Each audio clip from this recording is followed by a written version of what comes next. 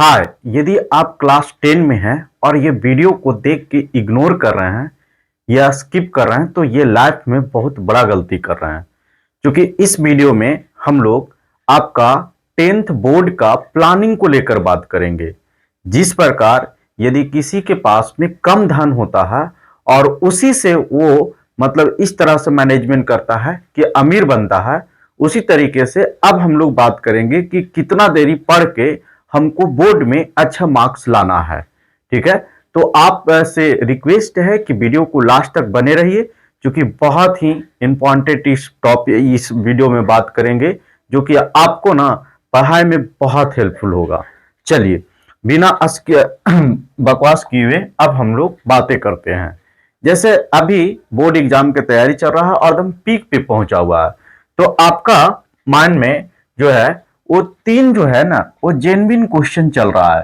पहला कि पढ़ाई कैसे करे, ठीक है, पढ़ाई कैसे करे, नंबर कैसे लाए और फिर कैरियर का क्या होगा। ये तीन क्वेश्चन जब भी आप पढ़ने के लिए बैठते होंगे तो ये दिमाग में चलता होगा।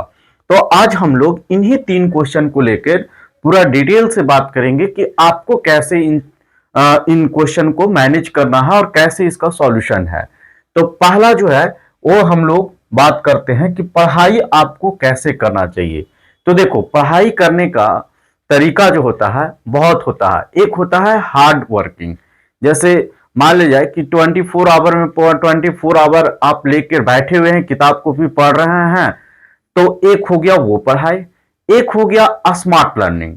स्मार्ट जो स्टडी हुआ वो कि कम समय में पढ़ के ज्यादा चीजों को कवर करके और आप ना स्मार्ट तरीके से काफी ज्यादा अच्छा नंबर आए। तो बच्चों अभी आपको क्या किस तरह के पढ़ाई करना है, ना स्मार्ट लर्निंग करना है यानी कम समय पढ़ना है, ना ज्यादा पढ़ना है।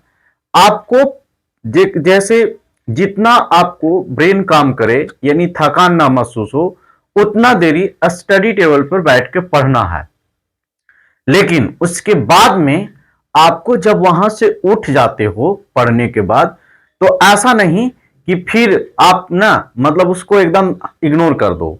ठीक है, आप फिर क्या करो कि जितना पढ़े हो ना वो माइंड में सोचते रहो, कोई भी दूसरा भी काम करो तो उसके बाद में भी माइंड में आपको चलते रहना चाहिए कि आज हमने क्या पढ़ा, क्या फॉर्मूला कवर किया, क्या किया।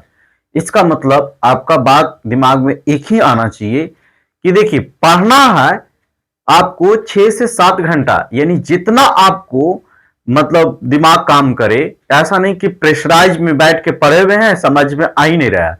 यानी आपको जब तक पढ़ना है जब तक कि आपको समझ में आए चीजें।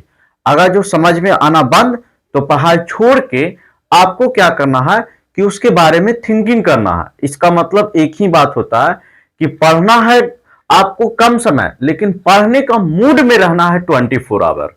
ठीक है, तो इस तरह से आप पढ़ाई करेंगे तो जो एग्जाम में कंफ्यूजन होता है कि ये होगा कि ये होगा, तो वो नहीं होगा।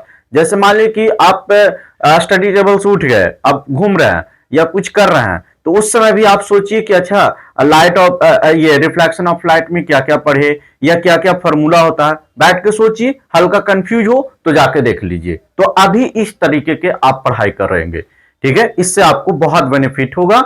आपको हाँ अभी क्या है कि मेन पॉइंट पे जो याद रखने वाला है उसको बार बार अपने दिमाग में रिवीजन करें और बार बार उसके बारे में सोचे, ताकि आपको किसी तरह का दिक्कत ना हो। तो हम लोग पहला क्वेश्चन हम लोग ये चीज को कवर कर लिए। दूसरा क्वेश्चन होता है कि नंबर कैसे लाए। तो नंबर लाने का देखिए सही तरीका क्या है कि अभी क्या कीजिए कि जो भी आप पढ़े हैं उस पर कंसेप्चुअल सोचिए कि उसको यूज करके हम लोग किसी भी मतलब कोई भी तरह का क्वेश्चन हो उसको डील करें। यानी जो पढ़े हैं उसको कंसेप्ट क्लियर कीजिए कि उसको समझ में आया है या नहीं, क्योंकि आपको जो लिखाया गया है पढ़ाया गया हूबहू वही आपको एग्जाम में नहीं आ जाएगा, आपको कुछ और आएगा।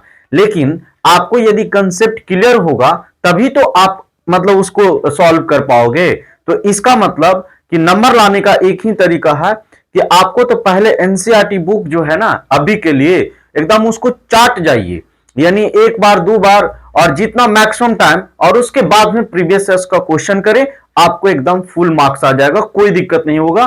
क्योंकि देखिए आपको एनसीईआरटी 60% कवर कर देता है, बाकी थोड़ा सोच लेते हैं तो 80%, 10% मतलब फाइटिंग होता है, जो कि एक्स्ट्रा सोचिए। मतलब ऐसा नहीं कि अब एनसीईआरटी के अलावा जो भी बुक बनाइए उसको उठा के, एनसीईआरटी को पूरा बनाना है।